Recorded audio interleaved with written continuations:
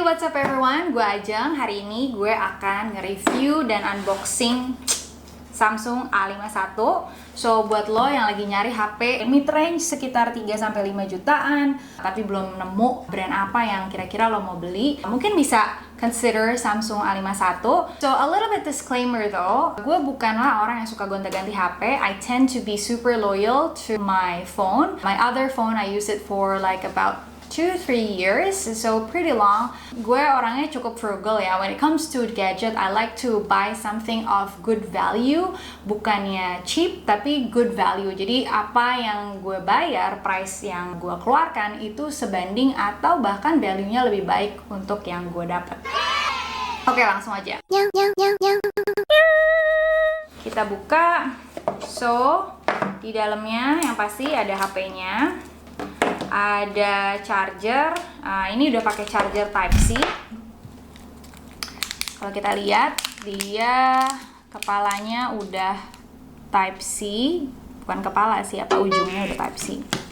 Terus ini ada earphones, kemudian ini buat ngeluarin SIM cardnya. Dan yang menariknya, untuk kali ini langsung dikasih casing, jadi nggak perlu beli casing lagi kalau misalnya beli HP ini, karena dia udah comes with the original casing, so that's a good thing. Oke, kita buka. Nah, ini dia handphonenya. Sebenarnya handphonenya udah nyala, udah ada SIM cardnya, karena gue udah pakai ini selama 3 minggu. Bisa dilihat, dia punya kamera yang bentuknya kayak L gitu ya. Nanti kita akan bahas lebih lanjut ya.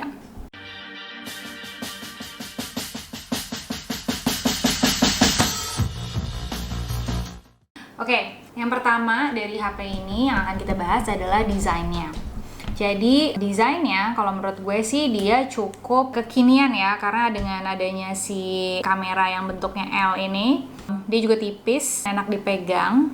Dan alasan kenapa gue pakai warna hitam, karena dia tuh ada warna lain, ada warna putih, ada warna biru kalau nggak salah. Tapi birunya kayak biru hijau yang kayak biru turquoise gitu. Nah, kenapa gue nggak pakai yang dua itu? Karena sebenarnya dia agak ada unsur metalik-metaliknya gitu. Jadi kalau misalnya kena matahari, dia ada metalik-metaliknya. Dan somehow I feel like that looks like Chinese phone, and especially amplified even more kalau warnanya white sama kalau warnanya biru gitu. Jadi bener-bener kayak HP Cina. Akhirnya gue pilih yang safe, jadi warnanya yang hitam aja. Nah, si Samsung A51 ini punya 4 buah kamera. Yang pertama, yang paling atas itu adalah kamera untuk si depth camera. Jadi depth camera ini adalah kalau misalnya kita foto terus bisa belakangnya jadi blurry-blurry gitu, ala-ala bokeh ya.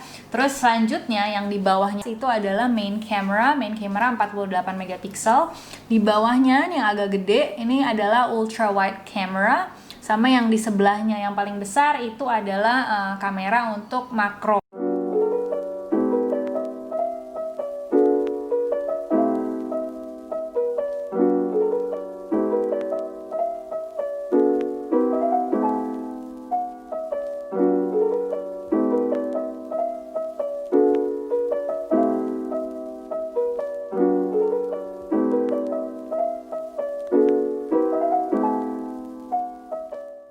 Nah, selanjutnya selain kamera, yang pasti kalau orang sekarang beli HP itu pengen tahu bagaimana kualitas videonya, ya kan? Nah, untuk Samsung A51 ini videonya dia sudah mampu untuk merekam resolusi 4K.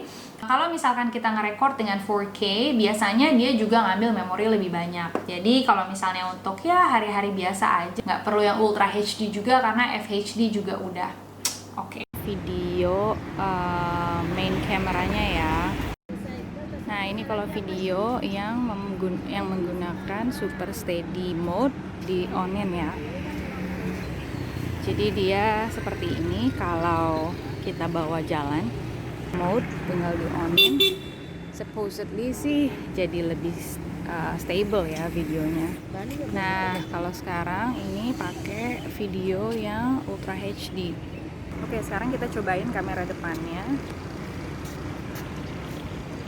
Nah, untuk pemakaian sendiri, kenapa gue suka dengan si Samsung A51? Karena look and feel-nya sebenarnya simple banget.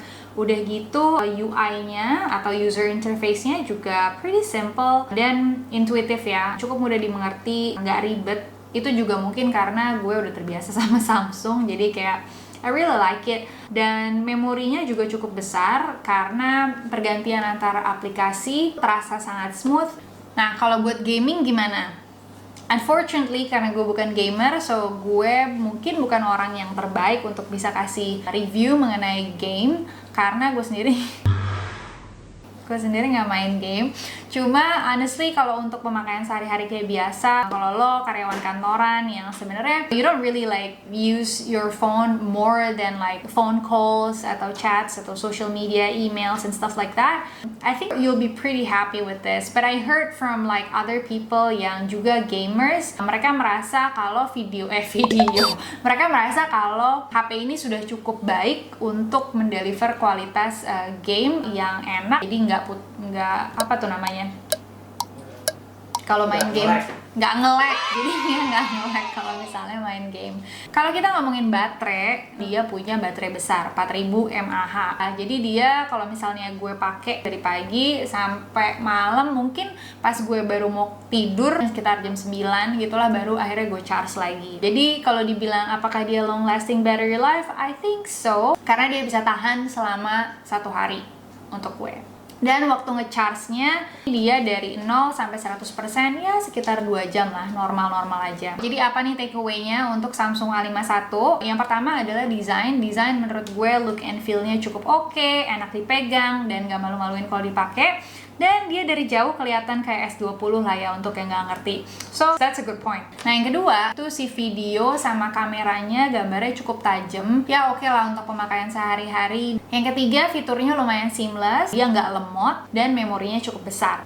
Oke, segitu dulu untuk review kita kali ini mengenai Samsung A51. Semoga review tadi bisa membantu kamu yang lagi nyari HP mid-range 3-5 jutaan dan lagi consider untuk beli Samsung A51 ini. Mudah-mudahan bisa membantu, karena buat gue sebagai orang yang bukan suka gonta-ganti HP dan pretty functional with like what I buy, so I find that this phone is actually pretty good deal or like giving me good value. So, segitu dulu. Kita ketemu di video selanjutnya. Bye!